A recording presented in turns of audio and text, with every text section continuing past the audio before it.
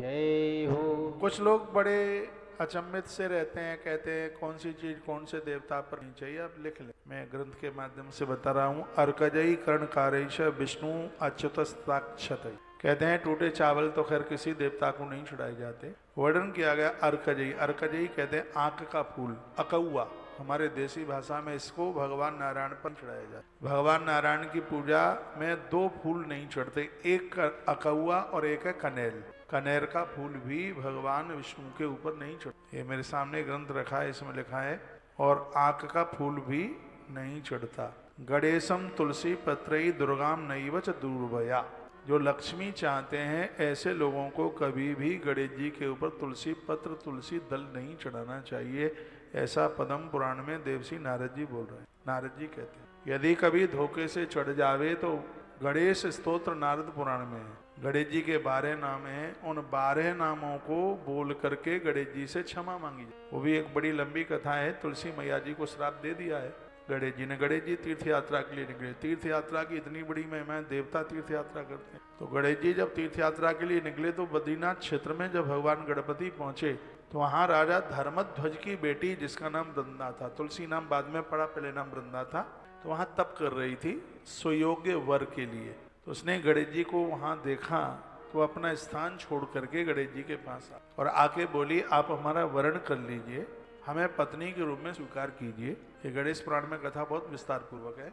तो भगवान गणेश कहने लगे, हे धर्मध्वज की बेटी, मैं तीर्थ यात्रा के लिए निकला हूँ और ये विवाह वगैरह तो ये तो हमारे पिता के हाथ में, उनके अधिकार में है और ये सब हम नहीं कर सकते। तो वृंदा इतनी कुपित हो गई और उन्होंने कहा कि मैं तुम्हें श्राप देती हूँ कि अब तुम ब्रह्मचारी नहीं रह पाओगे, एक नहीं तुम्हारे दो दो विवाह हों। तो गणेश जी को भी बड़ा क्रोध आया। गणेश जी ने कहा मैं भी तुम्हें श्राप देता हूँ, अब तुम्हें कोई देवता नहीं, तुम्हारा विवाह राक्षस के साथ हो। ये गणेश जी ने श्राप दे दिया। तो बहुत ज्यादा रोने लगी। गणेश जी बड़े दयालु देवता है। भगवान गणेश ने कहा पति तो तुझे राक्षस ही मिलेगा, इसलिए तो शंखचूड़ मिला, लेकिन अब तुमने अपनी गलती का प्रायश्चित किया है तो कहते हैं इस शरीर को छोड़ करके अगला शरीर तुम्हें वृक्ष के रूप में प्राप्त होगा।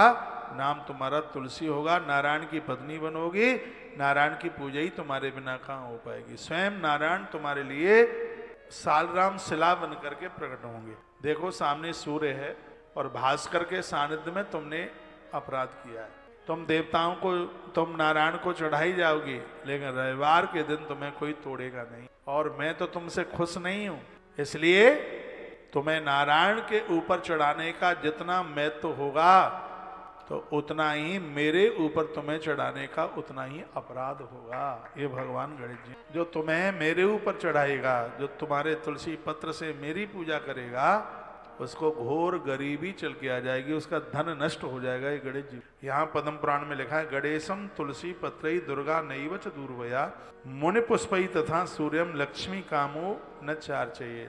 जिनको लक्ष्मी चाहिए, जिनको धन चाहिए, उन्हें गणेश जी पर तुलसी नहीं चढ़ानी चाहिए, दुर्गा जी पर दूर्वा नहीं चढ़ानी चाहिए, और अकौआ का फूल है वो सूर्य भगवान के ऊपर नहीं चढ़ाना चाहिए। लक्ष्मी कामन उबार चाहिए, नहीं तो लक्ष्मी का ह्रास हो जाएगा। नारायण के ऊपर कनेर का फूल न चढ़ाया जाए, ये वर्णन है। सुगंधिनी प्रस्थानी पूज्याम सर्व देवतु।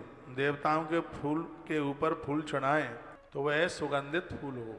एक यहाँ बड़ा अच्छा सा श्लोक है, पूजा के बाद में ये श्लोक जरूर बोले। मंत्रहीनम क्रियाहीनम भक्तिहीनम सुरेश्वर यत् पूजितम मया देव परिपूर्णम तदस्तु में।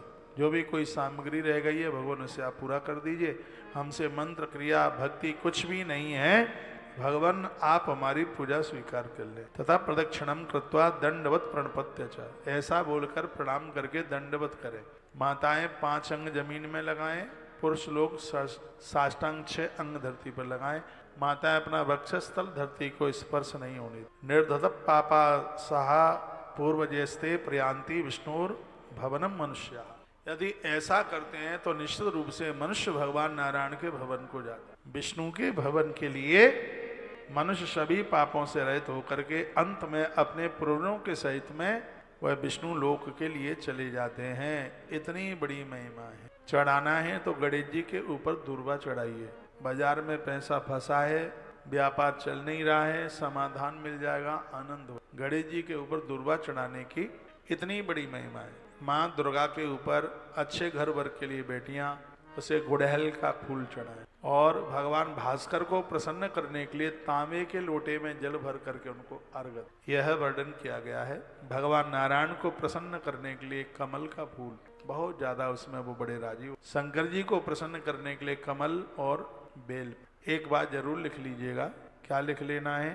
कहा गया है कि 6 महीने तक कमल का फूल आप महादेव के ऊपर चढ़ाते हैं और एक बेलपत्र चढ़ा देते हैं तो उसकी महिमा एक बार। शंकर जी बेलपत्र से मैंने कई बार आपको शिव महापुराण की कथा में सुनाया है।